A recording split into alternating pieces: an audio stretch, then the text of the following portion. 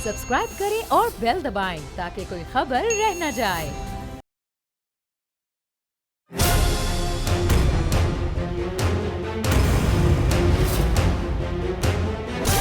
From the Islamabad studios of Bol Network, it's time for Jameel Farooqi on National Debate.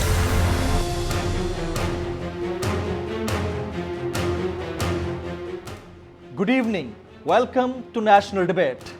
Challenges तो challenges होते हैं, challenges जब आते हैं तो फिर रियासतें मुत्तहद होकर उन चैलेंजेस से नबर्द आजमा हुआ करती हैं।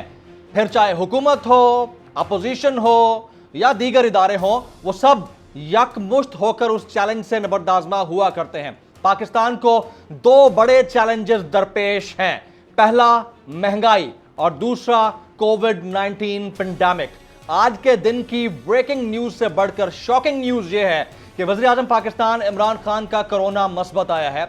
उनका कोरोना टेस्ट मस्बत आने के बाद लम्हे फिक्रिया है तमाम अवामुन नास के लिए, पाकिस्तानियों के लिए, कि वो एहतियात का दामन हाथ से ना छोड़ें। हालात इस तरह से हैं कि आपका मास्क पहनना जरूरी है, आपको हाथ सैनिटाइज करना जरूरी है, सोशल डिस्टेंसिंग करना बहुत जरूरी है। ये जो लाउबाली तबीयत और परहेज ना करना, एहतियात ना करना, हम सबका एक जुस्सा बन चुका है, हमारी जिंदगी का हिस्सा बन चुका है। इससे अब हमें निकल कर देखना होगा। दूसरा बड़ा चैलेंज महंगाई, लेकिन महंगाई से पहले हुकूमत वक्त को जो सबसे बड़ा चैलेंज दरपेश था वो पीडीएम थी। पीडीएम में दरार हम सबके सामने है और उसका सबसे बड़ा सबूत यह है कि गुज़िश्ता दिनों जब चेयरमैन सेनेट की लड़ाई के लिए उम्मीदवार सामने लाना था तो पीडीएम मुश्तरका उम्मीदवार लाई। यूसुफ रजा गिलानी चेयरमैन सेनेट के लिए पीडीएम के मुश्तरका उम्मीदवार थे, लेकिन अब opposition leader of the senate के लिए दो मुख्तलिफ उम्मीदवारों के नाम सामने आ रहे हैं। शहरी रहमान साहिबा पीपल्स पार्टी की मजबूत तरीन लीडर ऑफ द अपोजिशन के उम्मीदवार हैं, जबकि आजम तारड़ साहब नून लीग के मजबूत तरीन उम्मीदवार हैं। अब अगर इन तमाम के उस मैनिफेस्टो के ऊपर बात की जाए जिसमें ये डिटेल्स लिखी गई थी कि कौन होगा leader of the opposition in case अगर leader of the opposition senate में बनाना पड़ा तो हक नून लीग का बनता है, क्योंकि ये स्पेसिफाइड है, मेंशन्ड है, और इस बात का इजहार मौलाना फजल रहमान साहब भी कर चुके हैं। लेकिन वो पीडीएम जो कल तक हुकूमत को टक्कर देती हुई दिखाई देती थी, अब आपस में टकरा रही है। ये बहुत बड़ी डिवाइड है और इसका अल्टीमेट बेनिफिशियरी अगर कोई है तो वो हुकूमत वक्त है। लेकिन हुकूमत वक्त के लिए इस वक्त दो और बड़े चैलेंजेस सामने खड़े हैं। बिजली की कीमतों में इजाफा और काबीना ने मंजूरी दे दी, विफाक की काबीना ने मंजूरी दे दी। IMF की कंडीशन थी, 6 रुपए कमोबेश इजाफा हुआ है। इसके अलावा एक और सर्कुलेशन समरी के जरिए ऑर्डिनेंस का निफाज। ये वो तमाम चैलेंजेस हैं जिससे न सिर्फ वज़ीर आज़म पाकिस्तान को नबर्द आज़मा होना है, बल्कि हमारी जो पब्लिक है उसके लिए बड़ा चैलेंज है। उनके जो रोजमर्रा जिंदगी के औकात-ए-कार हैं उनका मसला है, उनकी जो अर्निंग है उसका मसला है। इसके साथ साथ जो महंगाई डेली बेसिस पर बढ़ रही है उससे निपटना, ये बहुत बड़े चैलेंजेस हैं जिन पर बात करना बनती है। Agenda on the national debate पर बात करने से पहले हम बात करेंगे ट्रेंडिंग टुनाइट की। ट्रेंडिंग टुनाइट आज का हमारा हैशटैग है कोरोना वायरस। Corona virus. मुझे जमील फारूकी कहते हैं। आप मेरा प्रोग्राम नेशनल डिबेट बोल न्यूज पर मुलाहिजा करते हैं। ऑन द डिबेट टुनाइट आज के हमारे मुअज़्ज़ज़ मेहमानान में शामिल हैं जनाब कमर ज़मान कायरा साहब। आप सीनियर रहनुमा हैं पाकिस्तान पीपल्स पार्टी के और साबिक वफाकी वज़ीर इत्तलात भी हैं। हमारे दूसरे मेहमान जनाब राना तनवीर हुसैन साहब, आपका ताल्लुक पाकिस्तान मुस्लिम लीग नवाज से है और आप पब्लिक अकाउंट्स कमेटी के चेयरमैन भी हैं। कमल शौजब साहिबा, आप पार्लिमानी सेक्रेटरी हैं और इसके साथ पाकिस्तान तहरीक इंसाफ की सीनियर रहनुमा हैं। आजकल आपको कोरोना हुआ है, इसके बावजूद आप हमारे साथ प्रोग्राम में शामिल होंगी। सेनेटर अनवारुल हक काकड़ साहब, आप हमारे चौथे मेहमान हैं। आप सीनियर रहनुमा हैं बलूचिस्तान अवामी पार्टी के और आपके बारे में इत्तलात हैं कि आपको जल्द वजारत मुमलिकत का कलमदान मिलने वाला है। जनाब कुंवर नवीद जमील साहब, आप सीनियर रहनुमा हैं मुत्तहदा कौमी मूवमेंट पाकिस्तान के और हाल ही में मुत्तहदा कौमी मूवमेंट के बारे में इत्तलात हैं कि इनको भी 2 मजीद वजारतें मिलने वाली हैं। जबकि हमारे साथ कोरोना एक्सपर्ट जनाब डॉक्टर जवाद असगर साहब भी बतौर पैनलिस्ट प्रोग्राम में मौजूद होंगे। मैं प्रोग्राम के पहले हिस्से में अपने मौजूद पैनलिस्ट को खुश आमदीद कहता हूं। पहला सवाल मेरा कमर ज़मान कायरा साहब से होगा। कायरा साहब, बहुत शुक्रिया आपके वक्त के लिए। ये फरमाइएगा, इमरान खान साहब का कोरोना टेस्ट पॉजिटिव आया है। अब इंतहाई अफसोसनाक खबर है, आपके बतौर पाकिस्तान पीपल्स पार्टी के सीनियर रहनुमा इनिशियल रिमार्क सर। कायरा साहब, ये बड़ी अफसोसनाक बात है। अल्लाह ताला उनको जिंदगी और सेहत दे। वो हमारे मुल्क के वजीर आजम है और यकीनन एक वबा जो है ये बड़ी तेजी से फैल रही है। इसके ऊपर बहुत एहतियात की जरूरत है, लेकिन वजीर आजम साहब और उनकी टीम जो है वो बाकी लोगों को तो हमेशा कहते हैं कि कोरोना के लिए मास्क इस्तेमाल करें, सारे मामला में सुस्ती रखी। कई सारी तकारीब के अंदर वो बगैर मास्क के नजर आते थे। मेरा ख्याल है अब प्राइम मिनिस्टर की जो हिफाजती तदाबीर है उससे हटके तो नहीं कुछ हो सकता। उससे ज्यादा कौन कर पाएगा। लिहाजा अब सारी कौम को इससे सबक सीखना चाहिए और उनको एहतियाती तदाबीर जो है। कायरा साहब क्या आप लॉकडाउन के हक में हैं नहीं है कायरा साहब इस सारी सिचुएशन के अंदर? देखिए, ये फैसला तो खैर एडमिनिस्ट्रेटिवली करना पड़ेगा। कौन से सूबे में, कौन से शहर में ज्यादा है, कहाँ कम है, कहाँ क्या स्ट्रेटजी इस्तेमाल हो सकती है, इसके बारे में मैं कोई अपनी राय अभी देने की पोजीशन में नहीं हूँ। मैं समझता हूँ कि ये मामला तो वजीर आजम साहब को या सूबाई वज़ीर आला को देखना चाहिए कि लॉकडाउन लगाना चाहिए, कब लगाना चाहिए, लेकिन हम सबको इससे एहतियात का सबक। कायरा साहब, वो लोग जो इस तमाम सिचुएशन कोविड-19 को कोविड-18 होने की बात कर रहे हैं या कोविड-18 को कोविड-19 होने की बात कर रहे हैं सोशल मीडिया के ऊपर, ये कितना अफसोसनाक है? इसके ऊपर आप क्विक एक कमेंट कर दीजिएगा कायरा साहब। पता नहीं जी एक्सपर्ट्स हैं या क्या है, जो भी है ये अफसोसनाक बात है। ऐसा बिल्कुल नहीं कहना चाहिए।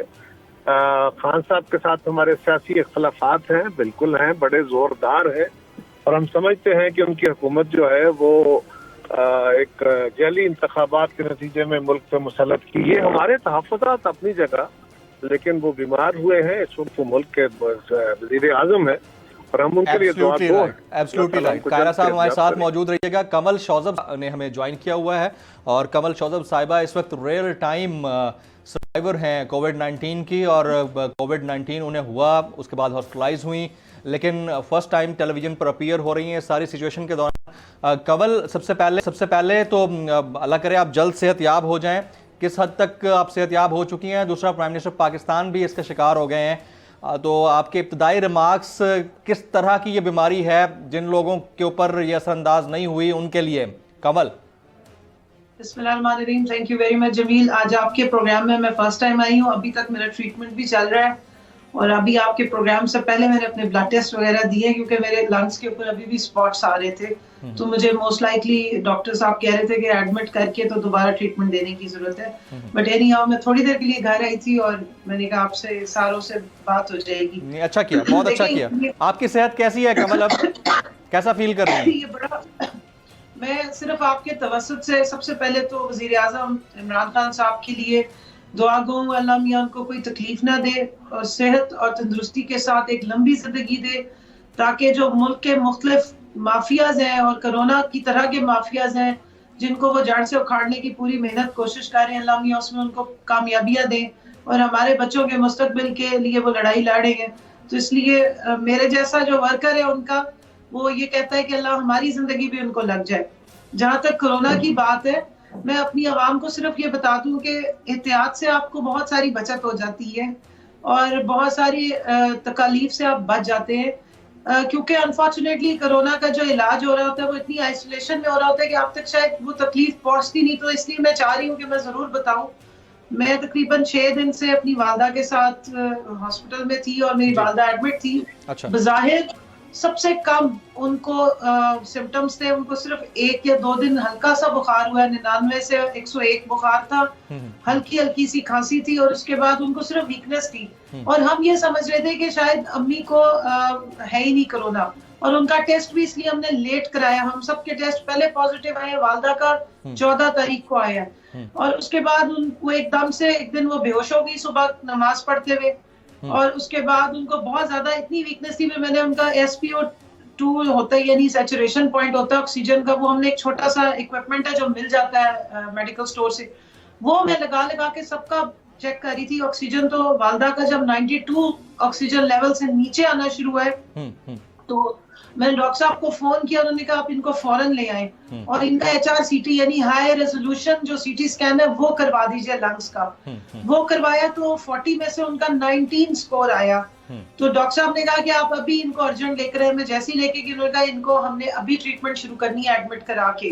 और फिर मुझे क्योंकि बहुत खांसी हो रही थी तो मुझे भी उन्होंने कहा कि आप अपना HRCT करवा लें। तो मीनवाइल मैंने भी अपना HRCT करवा लिया।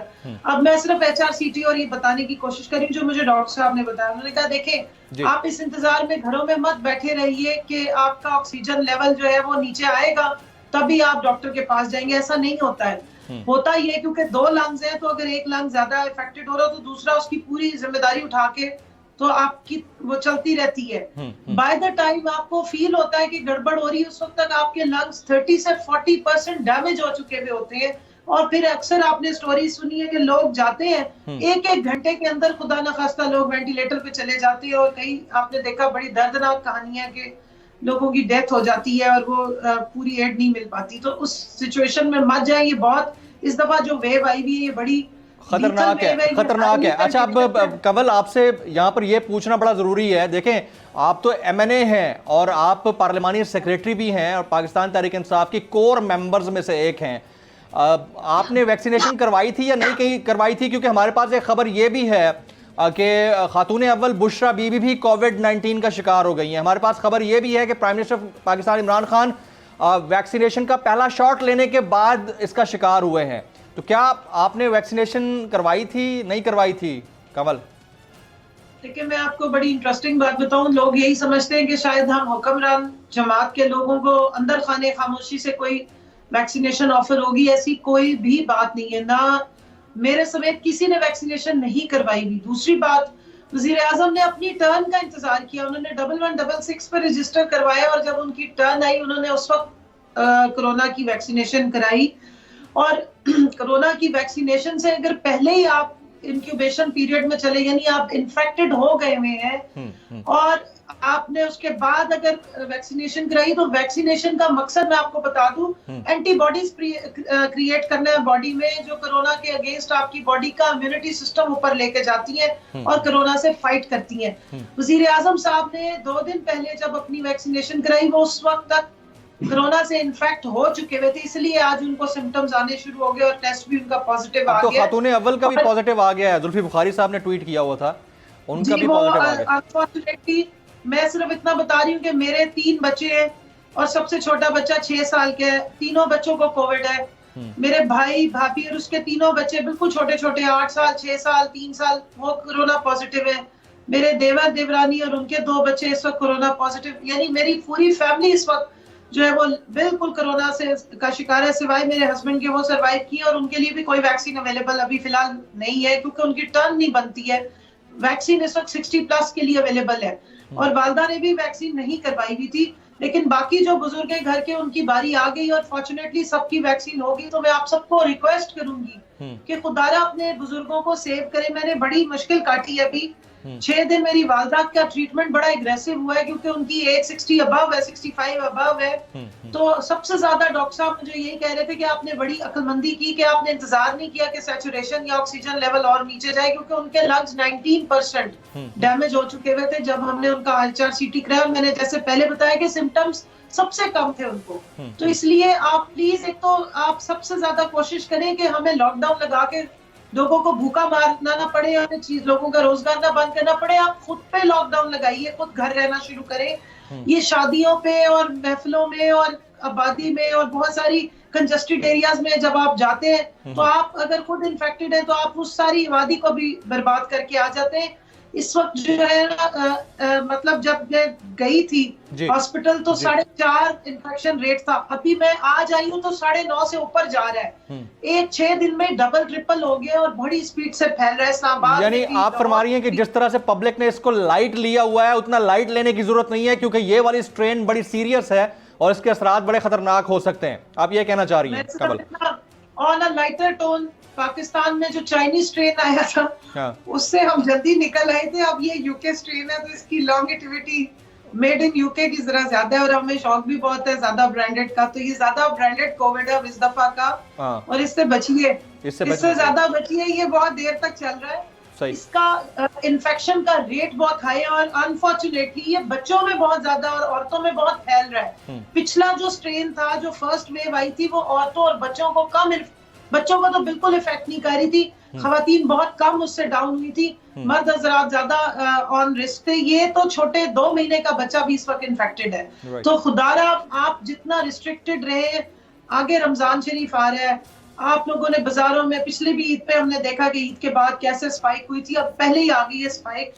और अगर इस वक्त मुल्क के वजीर आजम भी बीमार हो गए, जो बड़ी एहतियात भी करते रहे हैं और लेकिन एक्सपोज थे, तो सोचें कि इसका स्प्रेड रेट बहुत हाई है। हम सब बारी बारी जो है इस तकलीफ से गुजर रहे हैं। क्योंकि आपने बड़ी टेक्निकल बात की है वैक्सीनेशन से रिलेटेड और ये जो ब्रांडेड स्ट्रेन है इससे रिलेटेड, तो मैं आपकी इजाजत से सिर्फ 2 सवाल हैं। डॉक्टर जवाद असगर साहब ने हमें अभी ज्वाइन किया, मैं उनसे टेक्निकल एक क्वेश्चन है और बहुत जरूरी सवाल है। अब डॉक्टर जवाद साहब, प्राइम मिनिस्टर पाकिस्तान इमरान खान ने कुछ दिन पहले, यानी अभी 2 दिन पहले की बात है, वैक्सीन का शॉट लिया और मुझे आपसे यह पूछना था कि शॉट लेने के बाद कोरोना का हो जाना, यानी टेस्ट पॉजिटिव आ जाना, ये कितना अलार्मिंग है? ये हो सकता है या फिर जर्म्स पहले से मौजूद होंगे प्राइम मिनिस्टर में जिसकी अभी कोरोना पॉजिटिव आया उनका? डॉक्टर साहब जी, बहुत शुक्रिया फारूकी साहब अपने प्रोग्राम में लेने का। बिल्कुल ये मुमकिन है कि आपको वैक्सीन पहली डोज लगे और उसके बाद आपको कोरोना हो जाए। मैं कोरोना टेस्ट पॉजिटिव नहीं कह रहा, मैं कोरोना बीमारी की बात कर रहा हूँ और ये बड़ा पॉसिबल है। नंबर 1 उसकी वजूहात ये है कि मोस्ट प्रोबेबली जो प्राइम मिनिस्टर हैं उनको आज से कोई 4-5 दिन पहले या 6 दिन पहले ये एक्सपोजर हुआ होगा, जिसके बाद में अलामत आई और उसके बाद उन्होंने टेस्ट कराने का फैसला किया। तो 2 दिन पहले अगर उनको एक्सपोजर हुआ है तो बड़ा अनलाइकली है कि उनको कल सिम्टम आ जाते और उसके बाद वो टेस्ट करवा लेते। तो नंबर 1 तो ये है। दूसरा, जो पाकिस्तान में इस वक्त कोरोना वायरस की वैक्सीन लग रही है, जो चाइनीज साइनोफार्म के नाम से है, ये ट्रेडिशनल वैक्सीन है। ये जो 100 साल से बन रही थी वैक्सीन, ये उनमें से एक है। तो इसके अंदर इसमें एक वायरस को मार दिया जाता है, उसको हम कहते हैं इनएक्टिवेट कर दिया गया, और उसके बाद उसको बॉडी में जब वो कोई डिजीज नहीं कॉज कर सकता तो उसको एंटर किया जाता है। इसके फायदे भी हैं कि ये उस तरह के side effects and reaction create नहीं करता, और दूसरा हमारा इस तरह की वैक्सीन के साथ 100 साल तजर्बा है इंसानों के अंदर इस्तेमाल करने का। तो लेकिन इसके साथ एक इशू ये भी है कि ये पहली डोज के बाद जिस्म के अंदर वो एंटीबॉडीज नहीं पैदा करता। तो पहली जब आप इसकी डोज देते हैं तो ये बेसिकली प्राइम करता है आपके जिस्म को। जब को दूसरी डोज मिलती है तो उसके 3 हफ्ते 4 हफ्ते बाद आपकी बॉडी के अंदर वो मुदाफत पैदा होती है जो किसी बीमारी का दिफा कर सके। लेकिन ये याद रखिए कि कोई भी वैक्सीन 100% इफेक्टिव नहीं होती। अच्छा, यानी वो 100% आपको तहफ़्फ़ुज़ फराहम नहीं करती। हर वैक्सीन मुख्तलिफ तरीके से बनाई जाती है, उनकी अपनी अपनी प्रोटेक्शंस हैं। तो ये किसी का ये सोचना कि हमने वैक्सीन लगवा ली है तो अब हमें वायरस अटैक नहीं कर सकता, वो गलत है। लेकिन वैक्सीन का एक फायदा, बेशक वो आपको दूसरी इन्फेक्शन से महफूज ना भी करे उन 20-30% केसेस के अंदर, फायदा ये है कि आपको सीवियर डिजीज नहीं होती। और इसका मतलब है कि आपका हॉस्पिटलाइजेशन, आपने वैक्सीन लगवाई हुई है, आपको इन्फेक्शन हो गई तो ये हो सकता है कि आप बीमार हो लेकिन आप शदीद बीमार नहीं होंगे, उसके चांसेस कम है, वेंटिलेटर पे जाने के चांसेस कम है और शरह अमवात में कमी हो जाती है। अच्छा डॉक्टर साहब, एक आखिरी सवाल आपसे मैं करूंगा। ये स्ट्रेन किस तरह की स्ट्रेन है? ये जो वेव आई है हमारे पास कोरोना की, इसके सिम्टम्स क्या है और एहतियातें क्या है, अगर आप इसको समराइज करें शॉर्टेस्ट पॉसिबल टाइम में? डॉक्टर साहब, ये तीसरी वेव है जो बेसिकली हमारे जनवरी के एंड और फरवरी से शुरू हो गई थी। शुरू में हमें ट्रेंड नजर आना शुरू हो गया हुआ था, लेकिन क्योंकि टोटल केसेस कम थे मुल्क के अंदर, तो जो जिम्मेदारान थे या जो आम पब्लिक थी उसने इसको तवज्जो इस पर नहीं दी। लेकिन ये ट्रेंड बहुत अर्ली शुरू हो गया हुआ था। अब जो एहतियातें हैं या अलामात में कोई फ़र्क नहीं है, बेशक वो वेरिएंट हो और बेशक वो ओरिजिनल वायरस हो, ये एक तरह की ये डिजीज़ काज करते हैं। लेकिन जो चैलेंज आ रहा है, अब जो कुछ वेरिएंट्स आ रहे हैं, हमें नहीं पता वो पाकिस्तान पहुंच गए हैं या नहीं है, उनके अंदर टेस्ट पॉजिटिव नहीं आता। यानी कि PCR टेस्ट उनके अंदर बड़ा मुश्किल से पॉजिटिव आता है, आपको डिफरेंट टेक्निक्स इस्तेमाल करना पड़ती हैं, तो उसके वजह से उसको डायग्नोज करना मुश्किल हो जाता है। लेकिन और कुछ जो वेरिएंट्स आ रहे हैं वो ज्यादा खतरनाक है। Right, absolutely right. डॉक्टर साहब आपका पॉइंट है। जरा कवल एक आखिरी कमेंट, प्राइम मिनिस्टर पाकिस्तान इसके विक्टिम हैं, आप हैं और लोग हैं, जो पब्लिक ने इतना लाइटली लिया हुआ है, एक मैसेज उनके लिए छोड़ दें शॉर्टेस्ट पॉसिबल टाइम में, प्लीज कवल। देखिए इसका इलाज महंगा है। अगर आप ज्यादा अफेक्टेड हो जाए तो आपको इंजेक्शंस और स्टीरॉइड्स और एंटीबायोटिक्स लगानी पड़ती है। इसके टेस्ट भी फिर बहुत महंगे हो जाते हैं। खुदा का वास्ता है, अपने और अपने बच्चों को बचाइए। आप सबकी जाने कीमती है। हेल्थ सिस्टम आपका जब ओवर फ्लो करेंगे और एकदम एक्सप्लोड करेंगे जिस तरह स्पाइक आई है, तो वो फिर अफोर्ड नहीं कर सकेगा इतने लोगों को केटर करना। इतने लोगों को ऑक्सीजन और वेंटिलेटर पे खुदा न खास्ता डालना मुश्किल है। अपनी जिंदगी और अपने प्यारों की जिंदगी खुद बचाइए, अपने आप को खुद घरों में रोकिए, ताकि ये वायरस का जो साइकिल है और जो इसका वो एक चेन बनती है वो ब्रेक हो सके और पाकिस्तान इससे दोबारा बाहर आ सके। Absolutely right. कंवल शौजब साहिबा MNA हैं पाकिस्तान तहरीक इंसाफ से। आप कोविड सर्वाइवर हैं और अभी भी उनकी सिचुएशन जो है, उनकी हालत इतनी अच्छी नहीं है। उनकी फैमिली में बहुत सारे लोग बीमार हैं। पहली दफ़ा जब से ये कोरोना हुआ है टेलीविजन पर अपीयर हुई हैं। आप हमारी खास रिक्वेस्ट पर बोल्ड टीवी पर अपीयर हुई। कमल, आपका बहुत बहुत शुक्रिया। डॉक्टर जवाद असगर साहब कोरोना एक्सपर्ट, यूनाइटेड नेशंस के साथ काम कर चुके हैं, आपने वक्त निकाला, एक्सपर्ट ओपिनियन दी, आपका बहुत बहुत शुक्रिया। और कमर जमान कायरा साहब ने आज की सिचुएशन पर बात की, आपका भी बहुत शुक्रिया। ब्रेक के बाद जब वापस आएंगे तो अनवारुल हक काकड़ साहब हमारे साथ मौजूद होंगे, हमारे साथ कंवर नवीद जमील साहब होंगे, राना तनवीर साहब होंगे, उनके साथ पॉलिटिकल सिचुएशन के ऊपर बात होगी। आफ्टर दिस ब्रेक साथ रहिएगा।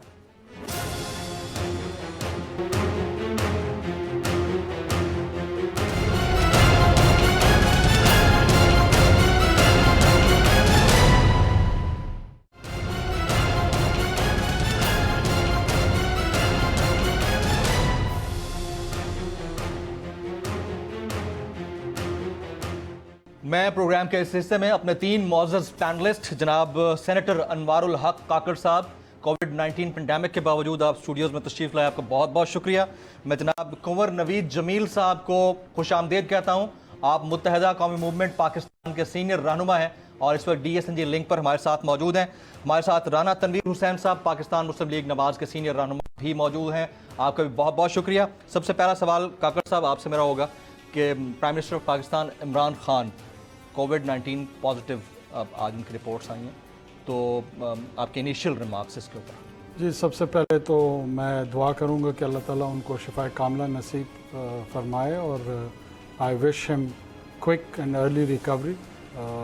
उन्होंने जिस अंदाज से इस पेंडेमिक को हैंडल किया, उनकी एफर्ट्स को न सिर्फ नेशनल सतह पे बल्कि बैनुल-अक़वामी सतह पे भी रिकग्नाइज़ किया गया, पाकिस्तान को एज ए केस स्टडी के तौर पे। WHO ने और बहुत सारे ऑर्गेनाइजेशंस ने उनकी साइटेशन की।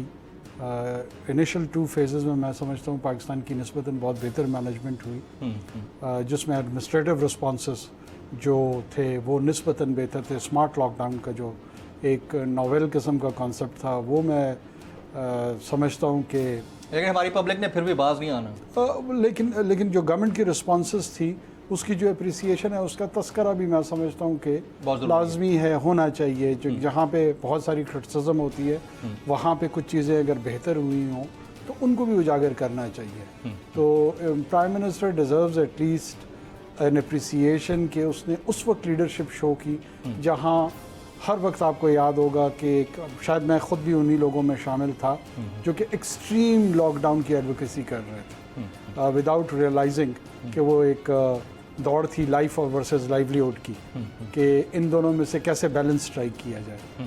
तो ऐसे में एक यूनिक स्मार्ट लॉकडाउन का कॉन्सेप्ट देना, that was a good initiative. That was a good initiative and a bold initiative. Bold initiative. Indeed. आपकी इजाज़त से मैं ज़रा कंवर साहब को भी शामिल करता हूँ। कंवर नवीद जमील साहब, इसी मामले के ऊपर आपके इनिशियल रिमार्क्स सर। आप इत्तेहादी हैं हुकूमत वक्त के वफाक के अंदर और जाहिर है कि आप लोगों का साथ अब इसलिए भी ज़्यादा मजबूत है क्योंकि सुनने में आ रहा है कि एक मिनिस्ट्री अब मिलने जा रही है मज़ीद।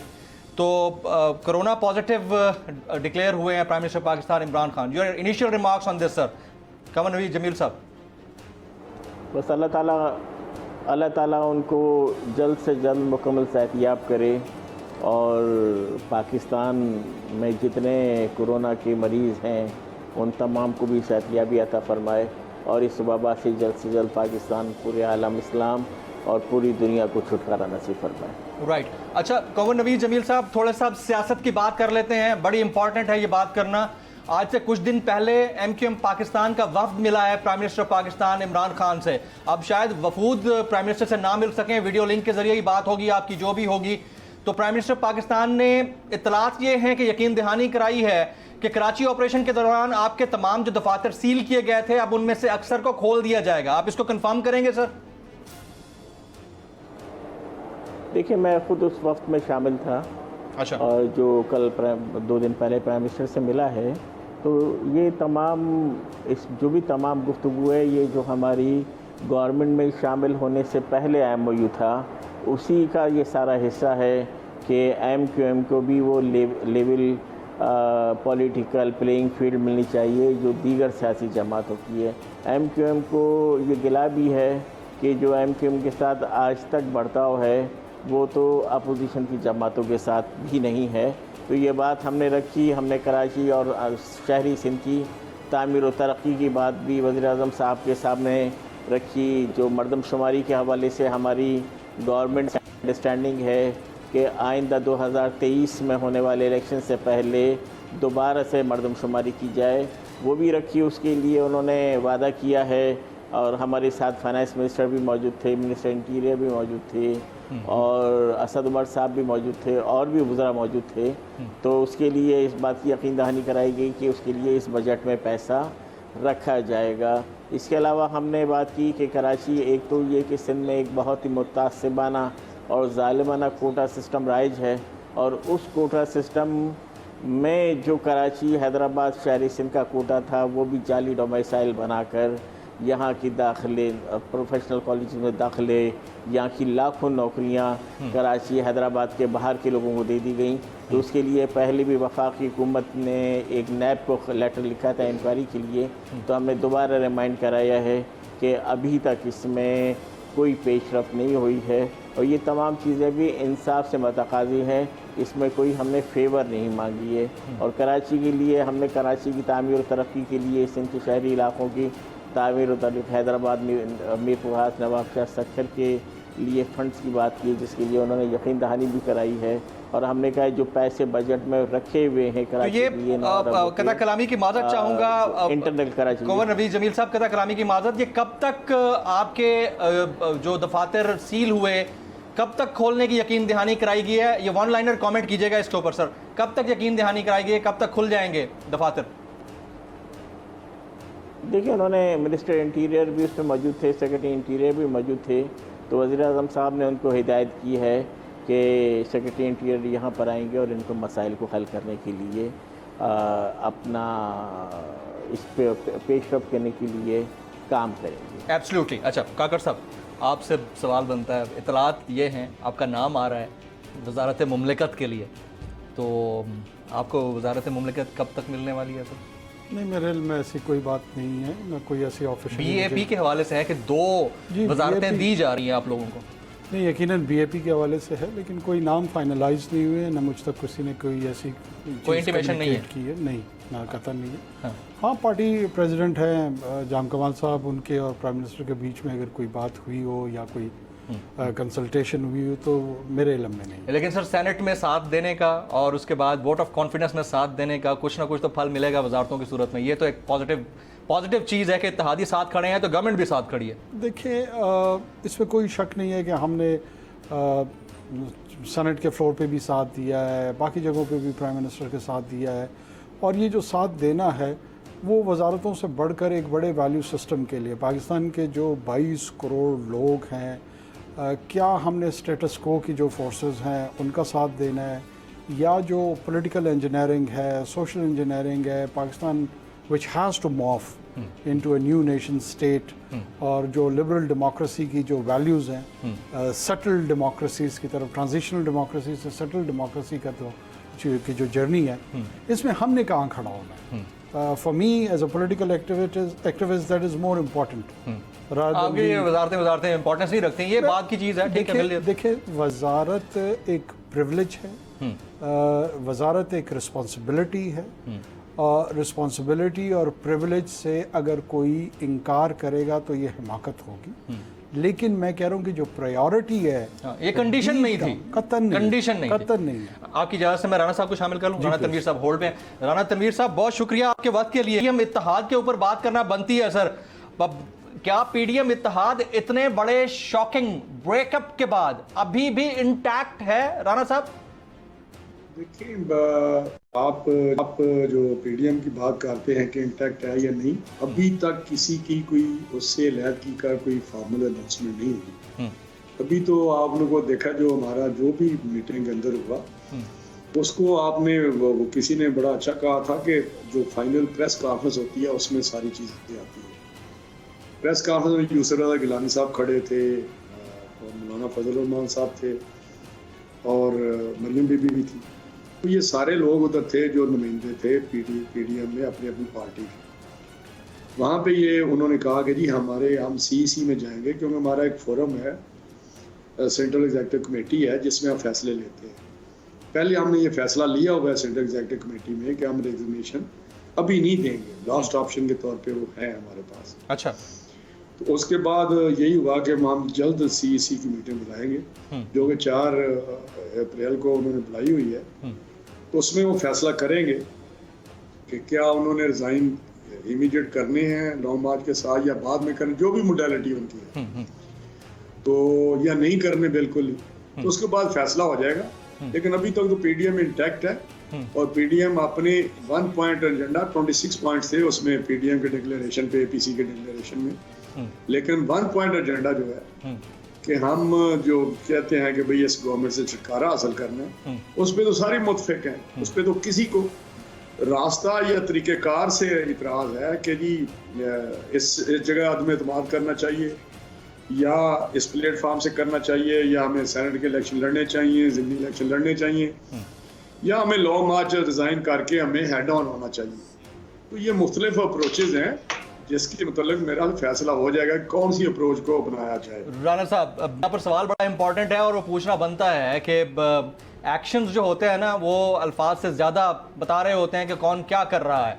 अब चेयरमैन सेनेट के लिए पीडीएम का मुश्तरका एक उम्मीदवार था, लेकिन अपोजिशन लीडर के लिए सेनेट में 2 मुख्तलिफ उम्मीदवार आ रहे हैं, नून लीग का अलग और पीपल्स पार्टी का अलग, और अभी तक उस पर कोई कंसेंसस नहीं हुआ।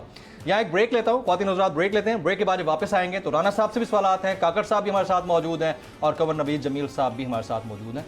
After this break.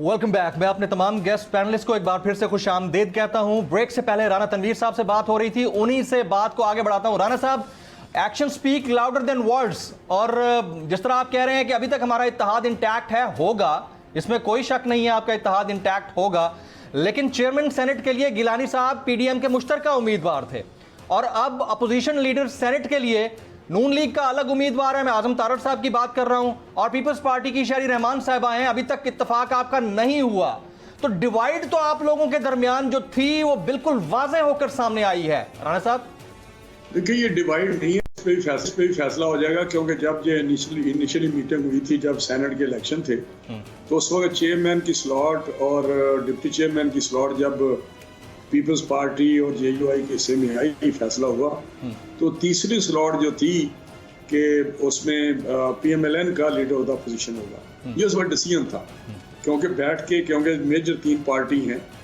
तो पीपीपी, पीएमएलएन और जेयूआई, तो मैं समझता हूँ इसमें ये तकसीम थी। अब उससे अगर कोई ये नहीं लिखा हुआ था कि जी अगर हार गया तो फिर वो इधर आ जाएंगे, तो मैं समझता हूँ कि ये शायद इसलिए वो कर रहे हैं कि यूसुफ रज़ा गिलानी साहब और रज़ा रबानी साहब और शेरी रहमान साहब, ये इनकी बैकग्राउंड पॉलिटिकल ज़्यादा रिच है और वो ज़्यादा शायद उनका ख्याल में जो है वो डिलीवर कर सकते हैं as a leader of opposition. तो लेकिन जो पॉलिटिकल हमारे डिसीजन है अपनी, वो यही था कि यहाँ आएंगे, हमें पीएमएलएन को ये स्लॉट मिलेगी, तो मेरा उस पर कायम रहना चाहिए। लेकिन इस पर बात होगी और ये फैसला हो जाएगा, ये भी आपको मैं बताऊँ, और मुतफिक तौर पे ये फैसला हो जाएगा, मुतफिका तौर पे। इसमें कोई ऐसी चीज़ नहीं, वो सामने कोई बात लाए हैं, लेकिन फॉर्मली हमें अभी तक नहीं पता। हमने अलबत्ता अपना कैंडिडेट जो है वो सादिया अब्बासी साहब भी बड़ी एक अच्छी चॉइस थी, लेकिन आज़म तारड़ साहब भी एक अच्छा फेस है। तो मैं समझता हूँ कि ये फैसला हो जाएगा इसमें। राणा साहब, इस पे जरूर कोई कमेंट कर दीजिएगा कि आप लोगों का जो फैसला हुआ था वो ये था कि नून लीग का अपोजिशन लीडर होगा, लेकिन सिनेरियो बिल्कुल चेंज हो गया है। तो फैसले के ऊपर क्या पीपल्स पार्टी अब अपना रास्ता बदल रही है, इसलिए आप मजबूर हैं अपना रास्ता बदलने के लिए? तो फिर तो डिवाइड क्लियर हो गई। तो इसका मतलब यही हुआ ना कि पीपल्स पार्टी अपना रास्ता बदल रही है। इस पर कोई कमेंट चाहिए सर राणा साहब? हट रही है कि आपने ऐसे ही पज्यूम कर रहे हैं, ये तो जब फाइनल फैसला होगा तो फिर पता चलेगा वो हट रहे हैं या हट चुके हैं या नहीं हट चुके। अभी तो उनका जो मैंने आपको एक्सप्लेन किया है, जो मुझे पता नहीं है, लेकिन ये मैंने उससे ये अंदाज़ा लगाया है कि उनका ये ख्याल है, क्योंकि इनका एक पास्ट जो है वो पॉलिटिकल कैरियर जो है बड़ा रिच है। यूसुफ रजा साहब का और रजा रब्बानी साहब चेयरमैन सेनेट भी रहे हैं और बड़े, और इसी तरह श्री रहमान का भी। तो शायद वो समझ रहे हैं कि ये बेहतर होगा अगर ये कर दिया जाए। ये पीपीपी के ख्याल में ये नहीं कि ये हमें हर सूरत मिलना चाहिए, मैं नहीं इससे इत्तेफाक करता, लेकिन ये कंसिडरेशन उनकी हो सकती है जिसको डिस्कस कर लिया जाएगा। लेकिन फिलहाल तो ये कि पीडीएम का फैसला है कि ये स्लॉट जो है वो पीएमएलएन ये तो बतौर अपोजिशन है कि इस वक्त जो एग्रेसिव अपोजिशन है वो पीएमएलएन कर रही है, उसके हिसाब से आपका जवाब आया। आपसे मजीद भी बात करता हूँ। कंवर नवीद जमील साहब, आप गवर्नमेंट के इकदामात से खुश हैं बतौर इत्तेहादी? क्योंकि अब तक तो शिकवे थे, और जिस तरह से हमने खालिद मकबूल सिद्दीकी साहब का असेंबली में खिताब सुना था वोट ऑफ कॉन्फिडेंस वाले दिन, उससे ये अंदाज़ा हो गया था कि अब आप लोग चाह रहे हैं कि हम तो साथ दे रहे हैं, हमारा भी साथ दिया जाए। आप लोग अब मुतमईन हैं कि किसी हद तक गवर्नमेंट साथ देने की पोजीशन में आ चुकी है और वो समझ गए हैं कि साथ देना पड़ेगा? कंवर साहब देखिए, हमें इमरान खान साहब, वज़ीर आज़म साहब की नीयत पर कोई शक नहीं है, लेकिन गवर्नमेंट ख़ुद भी परेशानी वो फेस कर रही है, और हमारा गवर्नमेंट से यही गिला होता है कि वो अपनी परेशानियों के दरमियान हमारी परेशानियों को नज़रअंदाज कर देती है। और हर मीटिंग में, हर मुलाकात में हम उन्हें यही एम्फेसाइज करते हैं, और उन्होंने हमें बड़ी मजबूत यकीन दहानियाँ कराई हैं और मजबूत फ़ैसले भी किए हैं। अब हम उन फ़ैसलों पर अमल दरामद के इंतज़ार में हैं। अमल दरामद किस तरह का, किस नौयत का अमल दरामद सर? अब कराची पैकेज की आप लोग बात करते थे, प्राइम मिनिस्टर कर गए बात, उसके बाद कराची पैकेज का जो हुआ वो हम सब के सामने है। तो अमल दरामद कैसे होगा, कब होगा, कोई टाइम फ्रेम? देखिए, वो तमाम ही चीज़ें हैं ना, जिसमें कराची और शहरी सिंध के जो मसाइल हैं उनको हल करने के लिए फंड्स मख्तस किए जाएँ, वो उन्होंने किए हैं। लेकिन जब ग्राउंड पर काम शुरू होगा तो आवाम को रिलीफ उसके बाद ही मिलेगा। जिस तरह हमने आपको कहा कि हमारा शुरू से ये मुतालबा है, पीपल्स पार्टी अपने इसका मौजूदा गवर्नमेंट आने से पहले भी हमने कंसेंसस बनाया था। मैं ख़ुद उस वक्त नेशनल असम्बली में था, उसमें पीटीआई के, जमात इस्लामी के और पीपल्स पार्टी के लोग मौजूद थे कि 5% मरदमशुमारी की जाएगी, और उसके बाद अगर बहुत ज़्यादा फ़र्क आया तो नई मरदमशुमारी की जाएगी। तो अब बहरहाल वो 5% तो नहीं हो सकी, लेकिन हमारा मुतालबा यही है कि आइंदा इलेक्शन से पहले एक नई मरदमशुमारी कराई जाए। उसके लिए उन्होंने हमसे वादा किया है, और ये भी हमने उनसे कहा है कि उसके लिए आप फ़ंड भी मख्तस करें, और जो वो है COC है जी, उसमें इस बात को मंजूर भी करें। तो ये तमाम वो है कि जिसके इक़दामात का हमें इंतज़ार है, और हम जो भी अपने फ़ैसले करेंगे वो इन इक़दामात को देख कर ही करें। Absolutely right. काकर साहब, बतौर इत्तेहादी आप गवर्नमेंट ऑफ पाकिस्तान के आप लोगों से कोऑपरेशन पर मुतमईन हैं, ख़ासतौर बलूचिस्तान के मामले को अगर देखते हैं, जो हालात हैं बलूचिस्तान के? देखिए जी, हम तो फेडरल गवर्नमेंट से बहुत क्लोज़ वर्किंग रिलेशनशिप रखते हैं। जिस तरीके से साउथ ऑफ बलूचिस्तान में प्राइम मिनिस्टर साहब ने एक बहुत बड़ा पैकेज बिलियंस ऑफ रुपीज़ का अनाउंस किया, और उसमें बड़ा पॉजिटिवली उसको परसीव किया जा रहा है जी। रवातन ये रहा कि फेडरल गवर्नमेंट जिसकी थी वो एक चीफ मिनिस्टर अपनी चॉइस का इम्पोज करते थे। हमारे साथ ये नहीं किया इमरान खान साहब ने, बल्कि हमारे मैंडेट को रिस्पेक्ट करते हुए जाम कमाल साहब को स्ट्रेंथन किया, और मैं समझता हूँ उनकी पॉलिटिकल एम्पावरमेंट में इमरान खान साहब की जो बैकिंग है, अगर उसको रिकग्नाइज नहीं किया जाएगा तो ज़्यादती होगी। तो ये जो पीडीएम वाले इतना शोर मचाते फिर रहे हैं कि हमारे साथ गवर्नमेंट के इत्तेहादियों में से इतने राब्ते में हैं और अब आए हमारे पास के कब आए, तो वो जो तासुर है वो तासुर गलत है। उनका आपस में भी राब्ते का फुकदान है, हमारे रैंक्स में तो सिक्सर मार दिया आपने एक बॉल के ऊपर। तो वो पहले उस पर अगर तवज्जो दे तो शायद वो ज़्यादा बेहतर होगा उनके हक़ में। आपस के राब्ते ठीक कर लें पहले। आपस के राब्ते उनके दुरुस्त नहीं हैं। तो हमारे राब्ते तो देख लें आप, चेयरमैन सेनेट के इलेक्शन में पता लग गया, मुख्तलिफ वोट ऑफ कॉन्फिडेंस में इस्टेब्लिश हो गया कि हमारे राब्ते कहाँ पर हैं, कैसे हैं। हाँ, हमारे कितना इंटैक्ट है, कितना इंटैक्ट है। हम प्राइम मिनिस्टर पाकिस्तान के पीछे बड़े स्ट्रेंथ के साथ खड़े हैं, यकजाओ के हैं, एक आवाज़ के साथ हैं और अनकंडीशनली है। मैं आपको बताऊं, हमें पिछले 3 सालों से तवातुर के साथ लोग ताने दे रहे हैं कि वजारत नहीं दे रहे हैं, कम नुमाइंदगी है। हमने कभी इसको दरखोर इतना नहीं समझा और इसी चीज़ पे फोकस रखा है कि प्राइम मिनिस्टर जो एजेंडा लेकर चले हैं कि यहाँ पे जो निस्बतन बेहतर गवर्नेंस है, यहाँ पे जो निस्बतन बेहतर टैक्सेशन का इंतज़ाम है, यहाँ पे जो निस्बतन जिस ख्वाब को इकबाल और जिसकी ताबीर जना साहब की सूरत में 1947 में आई, उस मंजिल की तरफ जो कदम उठ रहे हैं, उनमें से वो इक़दाम इमरान खान की लीडरशिप की सूरत में हम समझते हैं कि शायद बेहतर, और हम उस फ़िक्र के साथ खड़े हैं।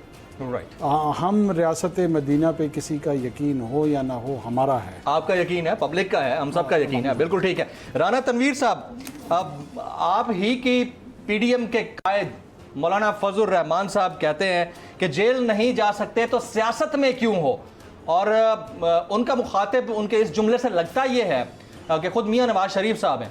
जब उनका मुखातिब खुद मियां नवाज शरीफ साहब हैं और जेल जाने की वो बात कर रहे हैं, तो बात तो वो किसी हद तक दुरुस्त कर रहे हैं, फिर आप लोग लॉन्ग मार्च से इतना कतरा क्यों रहे थे राना साहब? मौलाना साहब का आई डोंट नो, मैं उनकी बातों से कोई मुकम्मल इत्तेफाक तो नहीं करता। जिस तरह उन्होंने ये ब्रैकेट कर दिया लॉन्ग मार्च के साथ इस्तीफे भी मिलने चाहिए, मेरी अपनी ज़ाती राय में लॉन्ग मार्च हमें करना चाहिए था, क्योंकि मैं समझता हूँ कि जो भी पॉलिटिकल स्ट्रगल होती है, जो मूवमेंट होती है, उसका हर इवेंट, हर स्टेप जो है ना, वो सिटिंग गवर्नमेंट को दंड डालता है।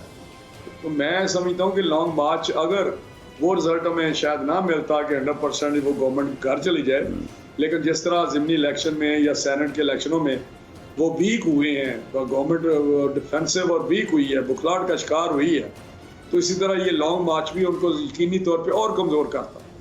तो मैं समझता हूँ कि लॉन्ग मार्च का जो मौलाना साहब ने किया है, वो पॉलिटिकल अप्रोच नहीं थी मेरे अपने ख्याल में। तो वो मैं समझता हूँ कि हमें लॉन्ग मार्च करना चाहिए था। इस्तीफे बाद में भी बात हो सकती है पीपल्स पार्टी से कि जो आप उस पर आएँ, पहले ही लॉन्ग मार्च को डिफ्यूज़ कर दिया, ये मुनासिब अप्रोच नहीं थी।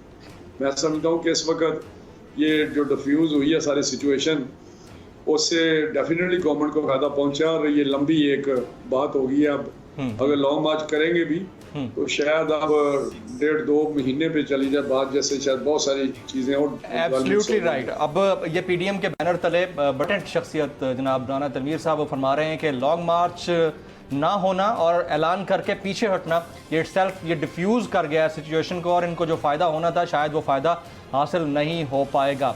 आज के सेगमेंट की जो डिबेट थी वो related to the prime minister of Pakistan थी। कोविड-19 पॉजिटिव उनके रिजल्ट्स आए हैं और अल्लाह करे कि वो जल्द सेहतयाब हों। अब अनवारुल हक काकड़ साहब आपसे स्टूडियोज़ में तशरीफ़ लाए, सारी सूरत हाल के बावजूद आप आए, आपका बहुत बहुत शुक्रिया। हमारे साथ जनाब कंवर नबी जमील साहब भी मौजूद हैं, सर आपने वक्त निकाला, आपका बहुत बहुत शुक्रिया। और राना तनवीर साहब भी मौजूद थे, उनका भी बहुत बहुत शुक्रिया। इतनी सी बात कहूँगा कि वो लोग जो सोशल मीडिया पर एक मुहिम चलाए हुए हैं कि कोविड-19 को कोविड-18 हो गया है, तो वो अज़राह करम अपनी इन जुमलों के ऊपर थोड़ी सी तवज्जो करें, नज़रसानी करें, क्योंकि किसी के साथ भी हो सकता है, बीमारी किसी को भी हो सकती है, आपको हो सकती है, हमें हो सकती है, किसी भी सियासतदान को हो सकती है। तो उनकी सेहत के लिए दुआ करें और एहतियात ज़रूर कीजिए। प्रोग्राम से जमील फारूकी को इजाज़त दीजिए।